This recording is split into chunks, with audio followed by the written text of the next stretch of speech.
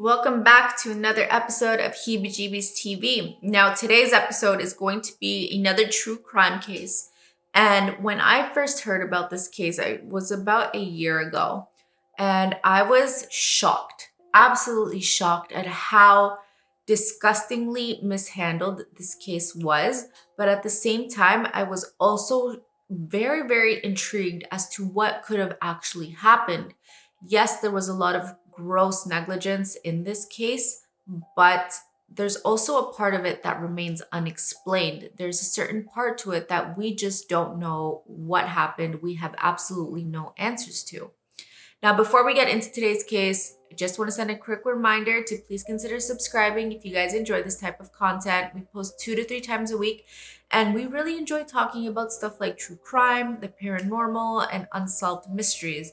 So if you guys enjoy this type of content, please consider subscribing and hit the like button. It really does help us grow here on YouTube. Okay, so today's case is actually going to be about Mitrice Richardson.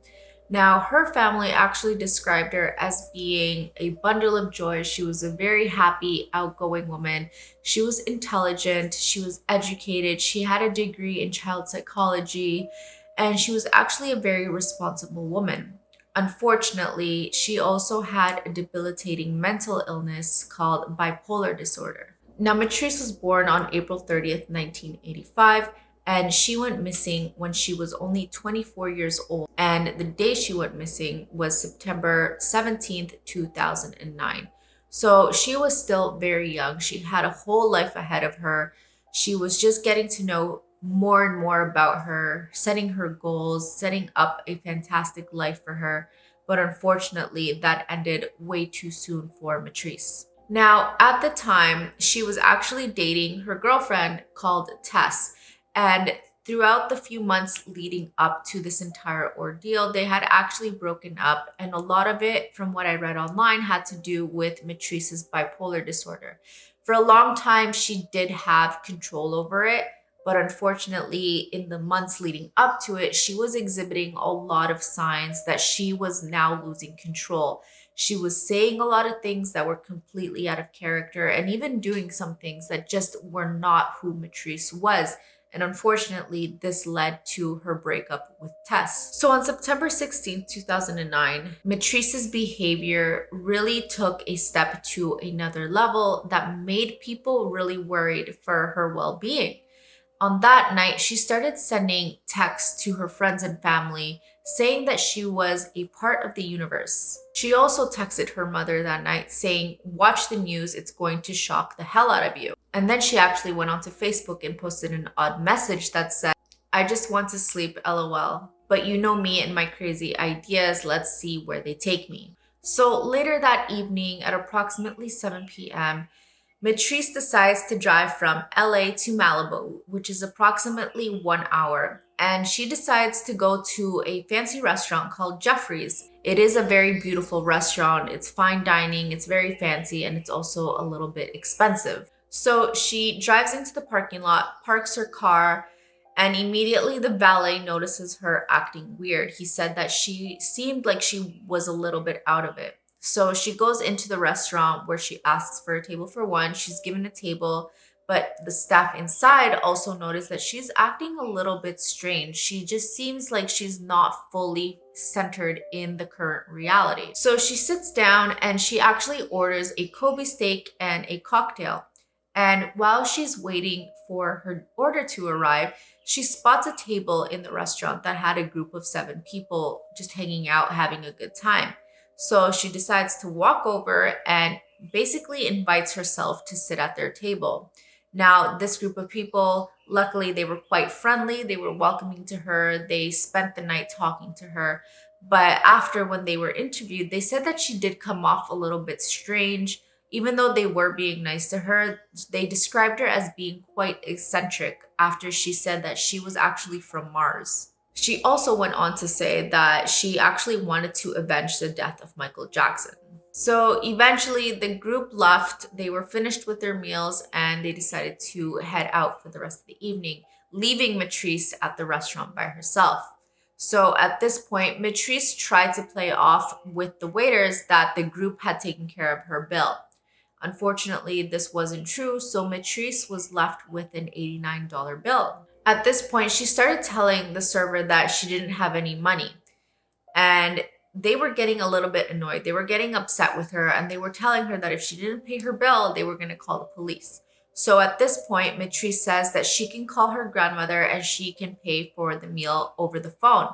Unfortunately, at this time, the restaurant required a faxed signature if the person wasn't present when they were paying the bill. And unfortunately, Mitrice's grandmother didn't have a fax. So this didn't work out for Mitrice. She still was left with the $89 bill. So at this point, the restaurant sees that Mitrice is really not in a right headspace, but they still decide to go ahead and call the police. But at this point, it really wasn't about the money for them. They really thought that Mitrice needed some help, that she wasn't okay. So they decided to call the police to make sure that she would be looked after. Now, this part is a little bit odd because Mitrice did have some money with her. She had driven herself to the restaurant, but her purse and her wallet was still in the car. And it's not really known as to why Mitrice couldn't have just gone outside to get her purse to pay for the meal. So the cops arrived to the restaurant and immediately they test Mitrice to see if she's had too much to drink or if she had taken any illegal substances, which they found her to be completely clean. Unfortunately, they did charge her and they did arrest her with defrauding an innkeeper and possession of Mary Jane. So the police take her to the station and they actually also impounded her car, which had her belongings in there as well. So they locked the car with her purse, her keys, her wallet. I think she also had a cell phone in there. They completely locked everything in the car. So the police booked her and they take her to the station at approximately 11 p.m. Now, when Mitrice gets here, she reportedly makes 4 phone calls. And when she was asked who she was calling, she said she was calling her grandmother, but that she wasn't answering. Now, this part is strange because when they asked her grandmother if she got these phone calls, she said that she never got any phone calls that night aside from when Mitrice was at the restaurant. And of course, if she would have gotten them, she would have picked up. They also looked into the call logs to verify if these calls were made, and these calls were not made to Mitrice's grandmother. So Mitrice's mother, Lettice, was actually notified about what was going on with Mitrice. So she calls into the police station asking about her daughter and trying to figure out if she's able to just pick her up right now so she can take her home and at least she would know that her daughter is safer with her than with the police. When she called the police station, she also made it a point to tell them that Mitrice was not well, that she did have a mental illness, and that she was worried for her well-being. She also made it a point to tell the police that she would hate to wake up in the morning to news reports with headlines saying, "Girl lost somewhere with her head chopped off." So pretty creepy considering what happens next. Unfortunately, the police just kept telling Mitrice's mother that she was not going to be released that night, that she would be released in the morning. So with that in mind, Mitrice's mother went to bed. She figured that at least her daughter would be somewhere where she knew she would be safe, and that she would just go get her in the morning and then everything would be fine. Unfortunately, the police didn't do that at all. It's reported literally minutes after they hung up with Mitrice's mother, the police decided to release Mitrice because she was not displaying any signs of mental illness. There was no distress. She seemed like she was perfectly fine, according to the police. And then at the end of the day, they also said that she was an adult. She wasn't intoxicated. She was not a danger to herself or anyone. So they decided to release Mitrice with nothing but the clothes she was wearing in the middle of the night. This, however, was not true. It was later discovered in the investigation, and this took a while to get the video. The police were not very compliant with Mitrice's family, but they did finally get access to the video of Mitrice inside the jail cell, where you could kind of see her pacing around like she was trying to calm herself down, or like she was a little bit stressed out. She was pacing back and forth a little bit. And apparently she was also grabbing onto the jail bars and swinging her body around, kind of like you do when you're a child and you're bored. She was just swinging herself around, acting completely not like herself. So seeing this, you can see that someone is not necessarily in their right headspace. So this also plays a role later on as to why the police would say something that just simply wasn't true. So apparently, after Mitrice was released, the police actually offered her to stay in the lobby. They told her that she could wait here till the morning, she could sleep there, she could wait until her mother showed up in the morning. But apparently, Mitrice declined and decided to leave on her own into an area that she was absolutely not familiar with. At 5:30 a.m., Mitrice's mother calls the police station, telling them that she's going to come pick up her daughter, only to be told that her daughter was released last night. So at this point, her mom is panicking. She hasn't heard from Mitrice. No one has seen her. She has absolutely no idea where she is. So while she's still on the phone with police, she tells them that she wants to file a missing persons report.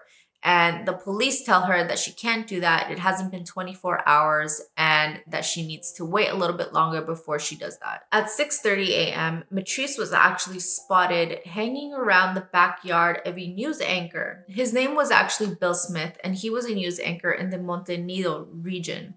Now, he looked out his window and he just sees Mitrice sitting in his backyard. So he calls to her from his window and asks her if she's okay. And all she says is that, "I'm just resting." So he calls the police, but by the time the police get there, she had disappeared. That was the last time Mitrice was seen alive.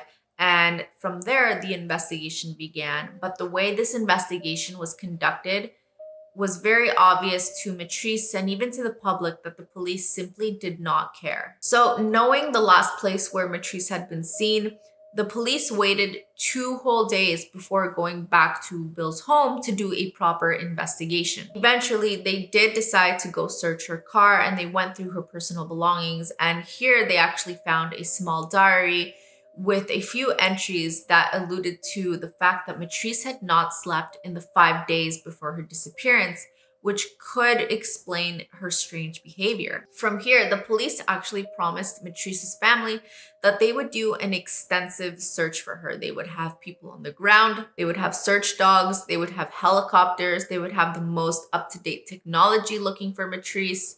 But unfortunately, this was all a lie. On the 19th, there were only 4 officers searching the neighborhood surrounding where she was last seen. They weren't even searching anywhere outside of that area. And to make things even worse, they actually ended the search early that day, saying that they would resume it again the following day, which they actually never did. So the police, it really did seem like the police did not care about finding Mitrice. So Mitrice's family, especially her father, they were not going to take this lying down. They were trying to get the word out about Mitrice. They were talking to the media. They were really trying to do their best to get attention to find their daughter.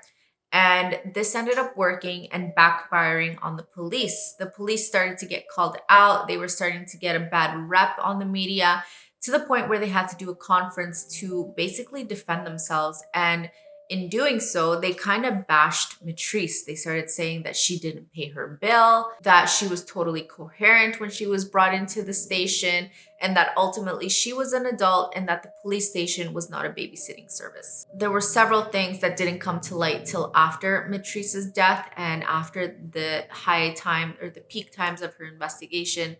The officer or the sheriff in charge was called Lee Baca. And in 2020, he was actually sentenced to jail for 3 years for obstruction of justice. He was actually found guilty of lying to the FBI. Now, this was the guy in charge of the investigation at the time. And it doesn't stop there. The guy second in charge was called Paul Tanaka, and he was actually sentenced to 5 years for lying to the FBI in the same case as Lee Baca.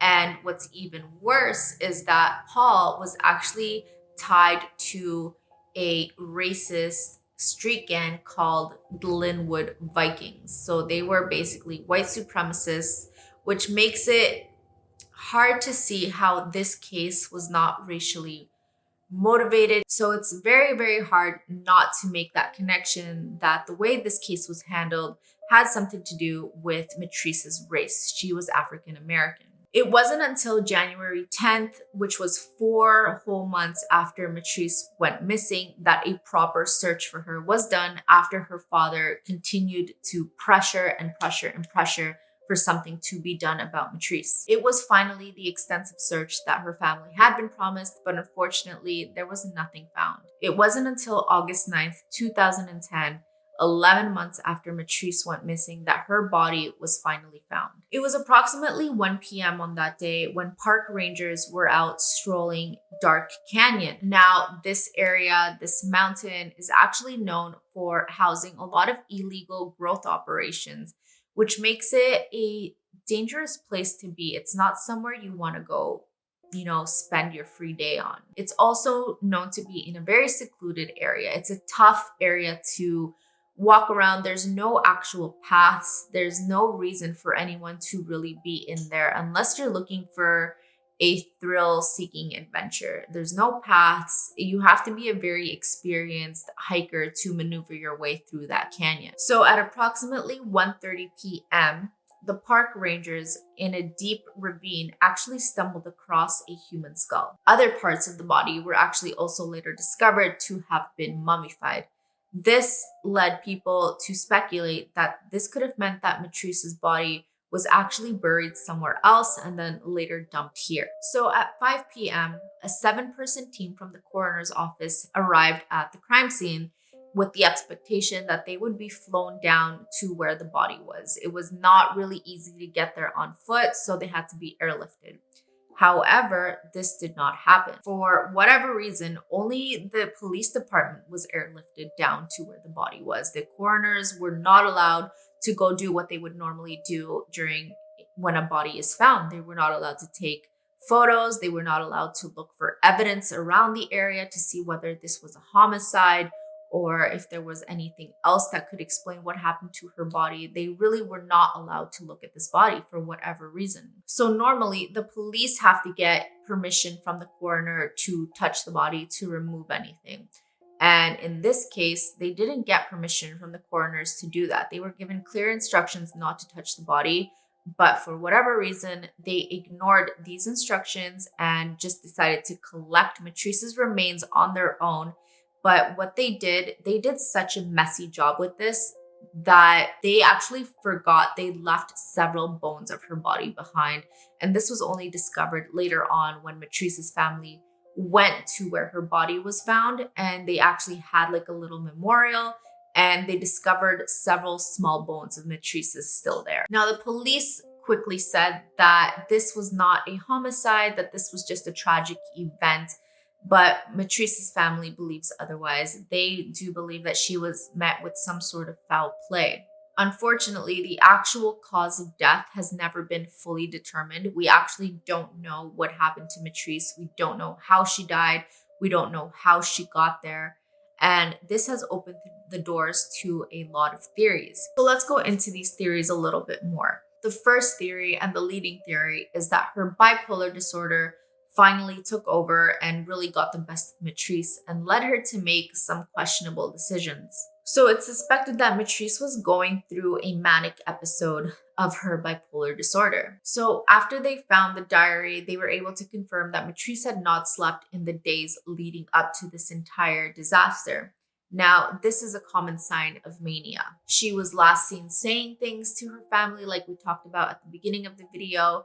She was just saying and doing things that absolutely made no sense. And the way she was talking about the universe is also another common sign of the mania.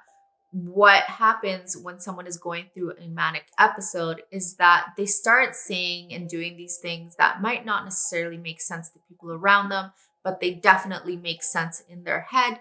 And it also makes you feel like you've discovered some sort of key to the universe where you finally understand all of the secrets out there. During a manic episode, it also makes you feel like you are the most powerful person in the world, like there's nothing that could stop you, which could explain why Mitrice felt like maybe she could have gone home on her own. Maybe that's why she didn't choose to stay the night at the police station. Maybe there a chance that she felt like she could have made it back home on her own that night. So the question here is that did Mitrice think that she could really fend for herself that evening, that she thought nothing would happen to her, and unfortunately her mental illness got the best of her, which led her astray, and then eventually she died of either starvation, dehydration, exhaustion, and then just found herself in a very unfortunate situation out in the wilderness. So another theory here is that Mitrice was kidnapped and actually murdered by racists. So the area where she went missing, Monte Nido, is actually known for having some racial tension. There's a lot of these problems in the area. So there's speculation that she could have been seen wandering. She was in a vulnerable position. Is it possible that she was picked up and kidnapped and then eventually murdered for these racial reasons? To add to this theory, there were actually reports coming in from a woman that lived in the area that reported hearing screams of a woman a few days later after Mitrice was last seen. Now, the last theory is that Mitrice actually saw something that she wasn't supposed to see. So remember how I said the area Dark Canyon where her body was actually found? So that area is known for housing a lot of illegal growth operations. So is it possible that Mitrice stumbled upon something that she wasn't supposed to see here? Did she wander into the forest, into this canyon area, and then come across one of these illegal growth operations? And then these people seeing her, they didn't want any witnesses. They didn't want anyone going to the police. So they kind of just decided to take matters into their own hands and get rid of Mitrice. Is that something that you guys think could have happened to her? So let me know what you guys think in the comments. To this day, there hasn't been any updates on Mitrice's situation. Let me know what you guys think in the comments below. I would love to hear what you guys think. If you guys have any other case suggestions you want us to cover, let me know in the comments below, and we will see you guys in the next episode.